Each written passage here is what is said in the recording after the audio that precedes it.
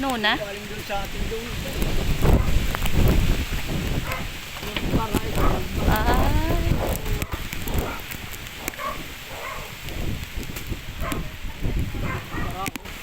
Yun ang sinasabi ko na ako.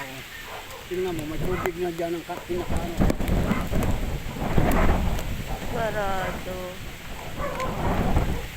Ano yan? Diretso na papagano ng ano yan?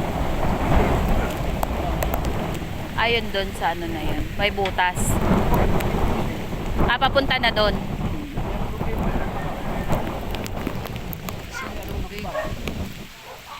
Wala na.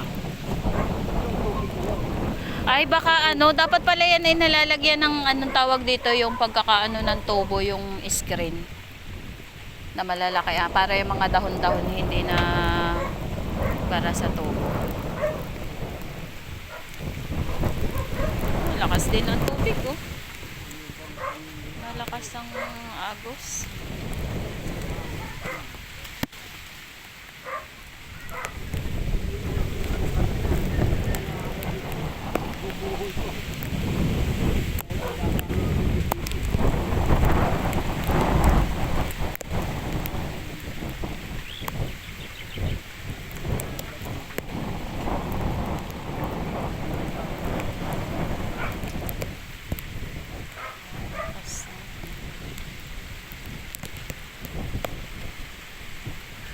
Daming buhangin. Yan ang daan ng Ano ito, Manong? Pagka yun lumaki ang tubig, yung impact ng tubig, ito, ano yan? Pagka yan ay yung napakalaki ng tubig, delikado din. Oo. Ay di ba nun halos nagle-level dyan ang tubig, sumusobra pa. Hindi. Simula dito sa taas, isang metro na lang. Kaya nga, ibig ko sabihin ay yung anong yan, talagang sampa ang tubig dyan. Yun lang nga. Kaya Pagka lumakas ang ano ng tubig. delikado ito kung bumigay Kaya pala ano, mabutasan. baka naman mag-umpisa ng ano yan. Baka naman yung tubo, ano ba yung tubo niyan? Baka nakaano lang yung tubo dyan.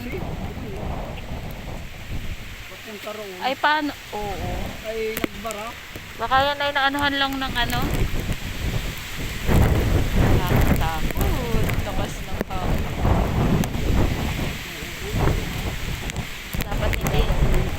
Sana nga hindi nga ganong mag-ano. Kaya lang hindi natin nga masasabi ang panahon.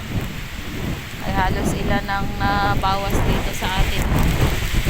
Isang hangin. Naalala ko, yan eh. Delikado pala ang laki niyang puno na yan. Sabi ko yayo, umalis muna kayo. Dahil ano, baka humampas. Nakatumba na yung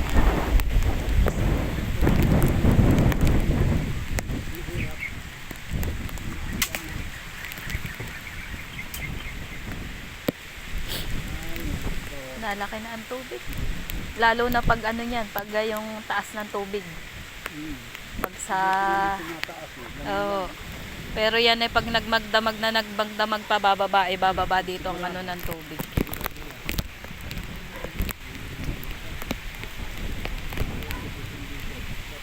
Sila